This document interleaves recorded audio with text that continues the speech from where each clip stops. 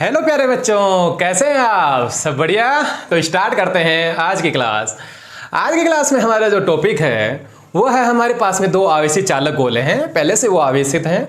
उन दोनों चालक गोलों को आपस में हम संपर्क करवाने वाले हैं, मतलब हम एक तार जोड़ने वाले हैं और जिसकी वजह से वहाँ पे आवेश का पुनर्वितरण होगा। मतलब आवेश कम हो सकता है, किसी पे ज़्यादा हो सकता है। तो किससे आवेश किसकी ओर गया और कितना गया वो वैल्यू देखेंगे, और कब तक आवेश है वो स्थानांतरित होता रहेगा, वो सारी चीज़ें अपन देखने वाले हैं। साथ ही साथ में हम ये भी देखने वाले हैं कि जो आवेश का जब वितरण होता है, मतलब एक चालक गोले से दूसरे चालक गोले पर जब आवेश जाता है तब वह आवेश जाने से कुछ ऊर्जा की हानि होती है। वह ऊर्जा हानि कितनी होती है वो सारी चीज़ें अपन देखने वाले हैं इस क्लास के अंदर। तो स्टार्ट करते हैं आज की क्लास। तो देखिए, यह हमारे पास में दो आवेशी चालक गोले हैं जिनकी त्रिज्याएं कुछ अलग अलग हैं। जैसे मान लेते हैं हमारे पास में एक ही आवेशी चालक गोला जिसकी त्रिज्या है R1। आप यहाँ पे एग्जाम में यदि ये पूछा जाता है आवेशी चालक के संयोजन से आवेशों का पुनर्वितरण या ऊर्जा हानि की वैल्यू ज्ञात कीजिए, और या ये आवेशी चालकों की जगह ये पूछा जाता है कि संधारित्र लिखा होता है, तब भी आपको यही डेरिवेशन करना होता है। ठीक है बच्चों, ओके। तो ये हमारे पास में एक चालक गोला है जिसकी त्रिज्या है R1 और ये एक दूसरा आवेशी चालक गोला जिसकी त्रिज्या R2। हम यहाँ पे इनको आवेशी चालक गोले बोल रहे हैं। तो आप चालकों को जब आवेश देते हैं तो वह आवेश कहाँ पे आ जाता है? सतह पे। तो ये हमारे पास सतह पे एक समान रूप से फैल गया है, धनात्मक आवेश दे दिया। और मान लेते हैं कि माना ये जो चालक गोला है, जो फर्स्ट वाला चालक गोला है, इसको मैंने आवेश दिया, वो Q1 दिया। कितना आवेश दिया? Q1। ऐसे ही ये जो चालक गोला दूसरा है, इसको भी मैंने आवेश दिया और ये जो दिया गया आवेश है वो Q2 आवेश था दोनों पे। ओके, इस पे Q2 और इस पे Q1 आवेश। तो इनका कुछ ना कुछ विभव भी होगा, इनकी सतह का कुछ ना कुछ विभव भी होना चाहिए। मान लेते हैं कि इसका जो विभव है वो V1 है और इसका विभव है वो V2 है। तो कुछ धारिता भी होगी, क्योंकि आवेश दिया है तो धारण करने की कुछ ना कुछ क्षमता है इसकी। तो आवेश धारण क्षमता कितनी हो जाएगी? इसकी C1, इसकी C2। ओके बच्चों, अब हम क्या कर रहे हैं यहाँ पे, इन दोनों चालक गोलों को हम कनेक्शन दे रहे हैं। तो हमारे पास कनेक्शन देने से पहले, मतलब इन दोनों चालक गोलों को किसी तार से जोड़ने से पहले इनके पास में कितना कितना आवेश है, जो आपने ऐसा बोला है कि माना Q1 और Q2 है, तो वो Q1 और Q2 की वैल्यू कितनी है वो अपन निकालते हैं। तो लिखते हैं बच्चों, चालक तार जोड़ने से पहले दोनों चालक गोलों पर विद्युत आवेश कितना होगा? देखिएगा, इस पे Q1 आवेश है तो हमारे पास में फॉर्मूला होता है C = Q/V। तो वही वाला फॉर्मूला निकाल उसी फॉर्मूले को यूज करते हुए हम यहाँ पे Q की वैल्यू ज्ञात कर लेते हैं। तो मैं लिख लेता हूँ कि जो प्रथम जो चालक गोला है उस पे आवेश हो जाएगा Q1 = C1 और जो इसका विभव होता है वो कितना होता है? V1। किस फॉर्मूले से लिखा है बच्चों अपन ने? इस फॉर्मूले से C = जो Q/V वाला फॉर्मूला होता है, तो Q = क्या हो जाएगा? CV हो जाएगा। धारिता के अंदर पढ़ा था ना अपन ने, तो वहीं से अपन ने लिख लिया। तो ये प्रथम चालक गोले पर हमारे पास में आवेश आ गया Q1 = C1V1। ओके, इसी प्रकार से दूसरा जो चालक गोला है उस पर भी आवेश निकाल लीजिएगा। तो Q2 = कितना आ जाएगा? C2V2, इसी फॉर्मूले से।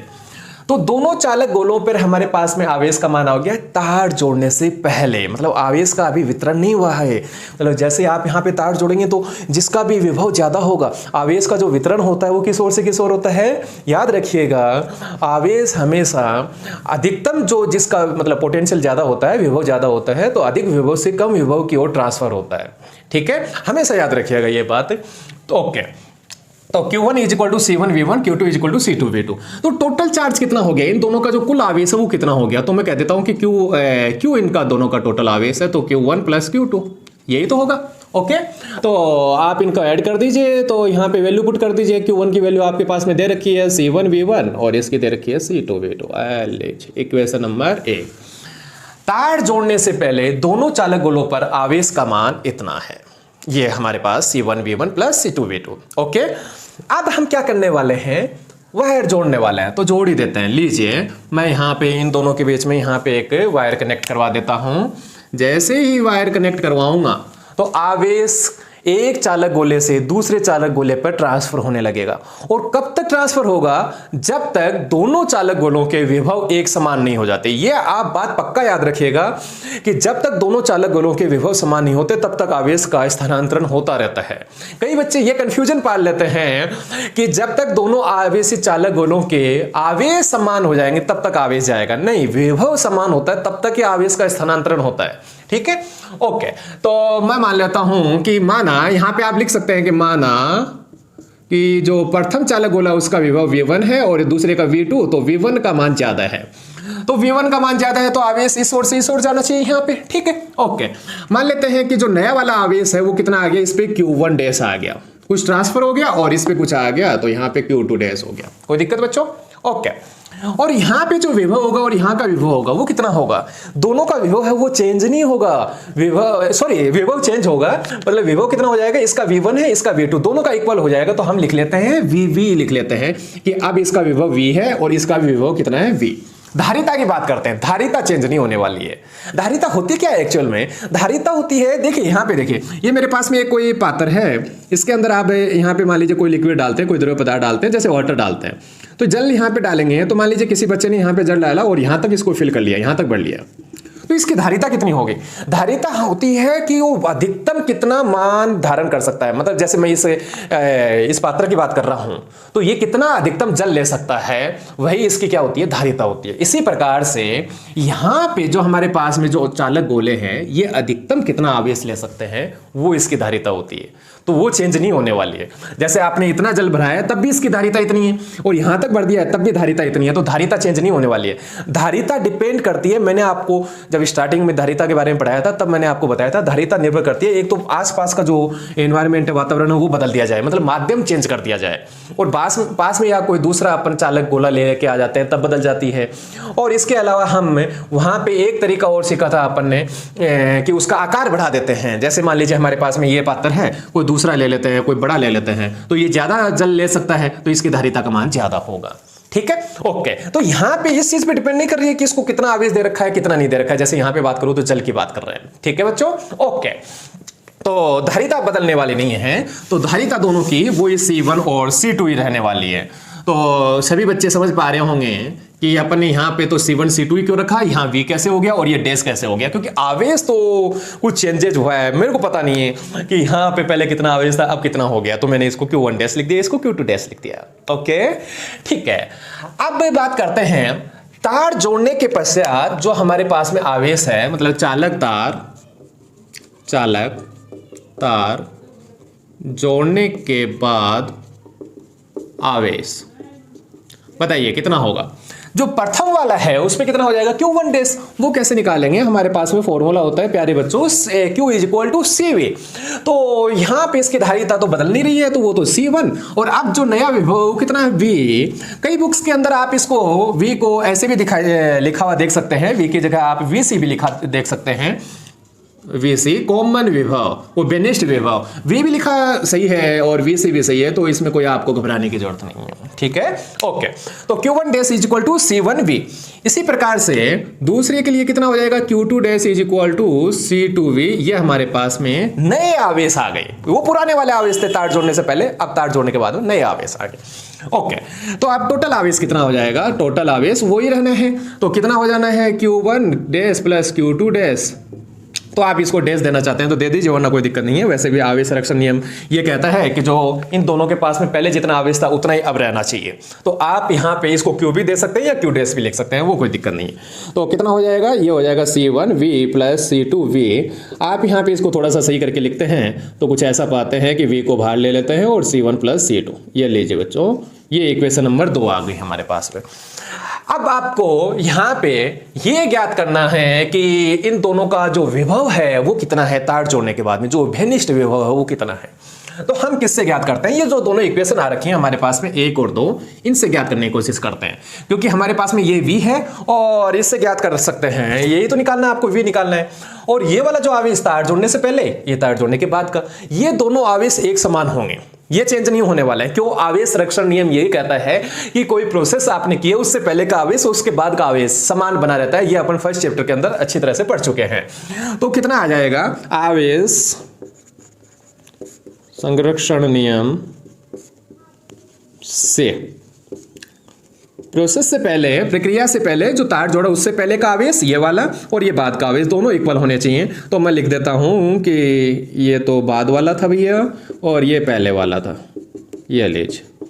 तो यहाँ से आप v की वैल्यू निकाल लेंगे तो कितना आ जाएगा C1v1 plus C2v2 upon C1 plus C2, ये लीजिए इक्वेशन नंबर 3। ये है उभयनिष्ठ विभव है, मतलब तार जोड़ने के बाद में दोनों का विभव कितना है वो आ गई हमारे पास में वैल्यू। और कभी आपके पास में एग्जाम में ये पूछा जाए आपको कि जब हम दोनों इस चालक गोलों को वायर जोड़ देते हैं तो वायर जोड़ने के बाद में जो कॉमन विभव होता है, उभयनिष्ठ विभव होता है, वो कितना है, और आपके पास में किसी न्यूमेरिकल के अंदर ये वैल्यू दे रखी हैं तो आप इजीली यहाँ से इस फॉर्मूले से वैल्यू निकाल सकते हैं। ठीक है बच्चों, ओके। अब बात करते हैं अपन यहाँ पे जो आवेशों का जो पुनर्वितरण हुआ है कि मतलब किस पे कितना आवेश आया है, इस पे Q1 डैश आया है, किस पे Q2 डैश आया है, तो ये जो किस अनुपात में ये बटे हैं, मतलब कैसे ये बटे होंगे, तो आप यहाँ पे देख सकते हैं Q1 dash is equal to ये आ रखा है, Q2 dash is equal to ये आ रखा है। तो आप यहाँ पे क्या कर सकते हैं, इन दोनों का अनुपात ले लीजिए, मतलब आवेशों का जो वितरण है वो कैसे हुआ, तो Q1 dash upon Q2 dash, ये कर दिया मैंने। ये करने से क्या होगा, C1V ये इसका फॉर्मूला लिखा और ये इसका रखा, V से V कैंसिल, तो आंसर क्या आ गया Q1 dash upon Q2 dash is equal to C1 upon C2। Okay, तो इस वाली इक्वेशन से, इक्वेशन नंबर 4, इससे आप बता सकते हैं कि जो आवेशों का जो वितरण होता है, मतलब आवेश वितरित होते हैं वो कैसे होते हैं, वो उनकी धारिताओं के अनुपात के रूप में, उन्हीं के अनुपात में बढ़ता है। मतलब आप देख सकते हैं फर्स्ट वाला जो ऊपर है, मतलब Q1 डैश फर्स्ट वाला प्रथम है जो चालक गोला है उसका प्रथम की धारिता, दूसरे की दो, दूसरे के नीचे, तो ये समानुपाती रिलेशन आ रहा है। तो समानुपाती रिलेशन का मतलब ये होता है कि जो आवेश वितरित हुए हैं वो उन्हीं की धारिताओं के अनुपात के तुल्य हो रहा है, मतलब उनकी धारिताओं के अनुपात में बढ़ रहा है। तो जिसकी धारिता ज्यादा है उसके हिसाब से उसमें आवेश ज्यादा ट्रांसफर हो गया और जिसकी कम है उसमें कम आया है। ठीक है, ओके। अब इसके बाद में बात करते हैं कि मान लीजिए ये तो अपन ने मान ही रखा है कि इनका विभव ये ज्यादा है, तो विभव में कितना डिफरेंस आया। जैसे आप देख रहे हैं पहले जो हमारे पास में विभव था वो कितना था V1 और उसके बाद में कितना हो गया V, तो कमी हुई या अधिकता हुई वो अपन चीज देखने वाले हैं। ये तो आप देख के बता सकते हैं कि कम होने वाला है या ज्यादा होने वाला है। जैसे मैं आपको एक एग्जांपल से बताऊं कि पहले मान लीजिए इसका 100 वोल्ट था और इसका 50 वोल्ट था, ठीक है, और उसके बाद में आप कॉमन विभव निकालेंगे तो कहीं ना कहीं बीच में ही तो आने वाला है। तो ये तो किसकी वैल्यू है, ये तो है V1 की वैल्यू है और ये किसकी वैल्यू है, V2 की, और यहाँ पे जो बीच में आने वाला है, जैसे मान लीजिए 75 आने वाला है ये V, तो V1 से ये जो V है वो V1 से तो छोटा है लेकिन V2 से ज्यादा है। तो अब आपको कब घटाना है, कब किस में से घटाना है, वो आप यहां से देख के बता सकते हैं। तो मैं आगे करवाता हूं, यहां से स्टार्ट कर देते हैं। चलिए, इफ यदि V1 अधिक है V2 से, तो क्या हो सकता है कि मतलब V1 है वो ज्यादा होगा उभयनिष्ठ विभव से और V2 की वैल्यू होगी वो कम होगी। तो प्रथम जो हमारे पास में पहले वाला था, प्रथम चालक गोले में विभव परिवर्तन, इसकी वैल्यू निकालनी है हमें। ठीक है, विभव परिवर्तन की तो कितना हो जाएगा हमारे पास में, इसकी वैल्यू आ जाएगी डेल V1, डेल से लिख देते हैं, प्रथम के लिए निकाल रहे हैं तो del V1 is equal to कितना आ जाएगा, इसमें से इसको घटा दीजिए तो V1 ज्यादा है, आप देख सकते हैं V1, तो V1 माइनस V, ये लीजिए बच्चों। ओके, तो V की वैल्यू हमारे पास में दे रखी है, ये दे रखी, तो आप इसको थोड़ा सा सॉल्व कीजिए। तो del V1 is equal to V1 minus C1V1 plus C2V2 upon C1 plus C2। Okay, थोड़ा सा इसको आप सॉल्व करते हैं तो कुछ ऐसा मिलने वाला है आपको। एलसीएम लेंगे यहाँ पे C1 C2 और यहाँ पे क्या हो जाएगा C1 प्लस C2 V1, ये लीजिए। कुछ आगे देखते हैं, देखिए कट जाए कुछ, तो यहाँ पे कितना आ जाएगा C1V1 C2V1 minus C1V1 C2V2 C1 plus C2। देखिए कुछ कट रहा है, ये पॉजिटिव ये नेगेटिव, तो ये कट गया। बच गया क्या हमारे पास में, तो डेल V1 की वैल्यू आ गई हमारे पास में C2V1 plus C2V2 upon C1 plus C2। यहाँ पे आप कुछ अच्छा सा वो लिख सकते हैं इसको, डेल V1 C2 को बाहर ले लीजिए, V1 plus V2 upon C1 plus C2, ये लीजिए बच्चों, तो ये इक्वेशन नंबर 5 हो गया हमारे पास में। ये वैल्यू आई है हमारे पास में, जो प्रथम जो चालक गोला है उसके जो विभव में जो परिवर्तन हुआ है वो कितना हुआ है, उसकी वैल्यू आ गई है। ठीक है बच्चों, ओके। अरे रे रे रे, यहाँ पे ये माइनस का चिन्ह मैंने अंदर लिया ही नहीं इसको, सॉरी। ये माइनस आएगा यहाँ पे, सॉरी बच्चों, ये थोड़ा सा देख लेना। ओके, तो ये हमारे पास में जो प्रथम चालक गोला था उसके विभव में कितनी कमी हुई, ये आ गई। ठीक है, अब जो दूसरा उसमें तो बढ़ा है ना, तो प्रथम आप दूसरे वाले को देखते हैं तो देखते हैं चालक गोले में विभव परिवर्तन कितना हो जाएगा, डेल V2। कैसे लिखेंगे, देखिए V ज्यादा है, अब बढ़ा है इसका, तो V माइनस V2 लिखेंगे। अब वापस से आपको V की वैल्यू रख देनी है, तो V की वैल्यू ये रही हमारे पास में, C1 V1 plus C2 V2 upon C1 plus C2 minus V2। आप इसको सॉल्व कीजिए वापस से, तो मैं आपको डायरेक्ट यहाँ पे आंसर लिख रहा हूँ। आप इसको सब सॉल्व करेंगे पूरे मामले को, तो यहाँ पे आंसर आने वाला है C1 V1 minus V2 upon C1 plus C2, यह आंसर आने वाला है। आप इसको सॉल्व करके देख सकते हैं। तो इक्वेशन नंबर 6 ये आ गई हमारे पास में। तो दोनों जो चालक गोले हैं उनके विभव में जो परिवर्तन हुआ है वो अपन ने निकाल लिया। यहाँ पे ये डेल V1 आ गया, ये डेल V2 आ गया। ठीक है बच्चों, अब अपन यहाँ पे अनुपात लेने वाले हैं कि इनका जो विभव में जो परिवर्तन हुआ है वो किस अनुपात में बटे हैं ये। ठीक है, तो यहां तक जिसको भी करना है वो जल्दी से स्क्रीनशॉट ले लीजिए, फिर मैं आगे बढ़ता हूं। ओके ठीक है, मैं यहां से मिटा देता हूं, फिर ये वाला पार्ट मिटा रहा हूं।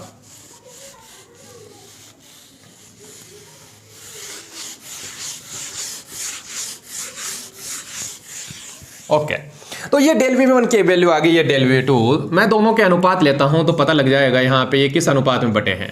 तो del V1 upon del V2, del V1 वो आ रखा है हमारे पास में। आप यहाँ पे दोनों को ऊपर नीचे रखेंगे तो यहाँ पे कितना कट जाएगा, ठीक है मैं रख के दिखा देता हूँ आपको।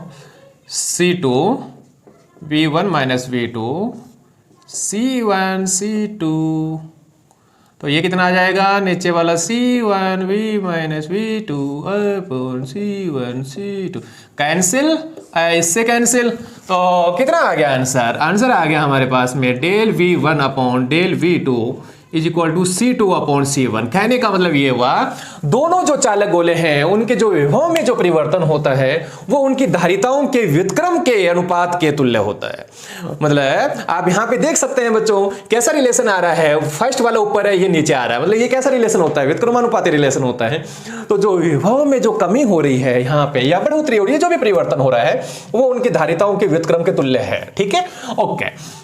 इसके बाद में हम आगे बात करते हैं। हमारे जो टॉपिक था वो था संयोजन से आवेशों का पुनर्वितरण। तो कितना कितना आवेश आया वो सारा देख चुके हैं, वो बेनिश विभव कितना हुआ वो भी देख चुके हैं, आवेश कैसे बटे वो भी देख चुके हैं, विभव में कौन से में कमी हुई कौन से में बढ़ोतरी और कितनी हुई वो भी देख चुके हैं। अब देखने वाले हैं ऊर्जा हानि।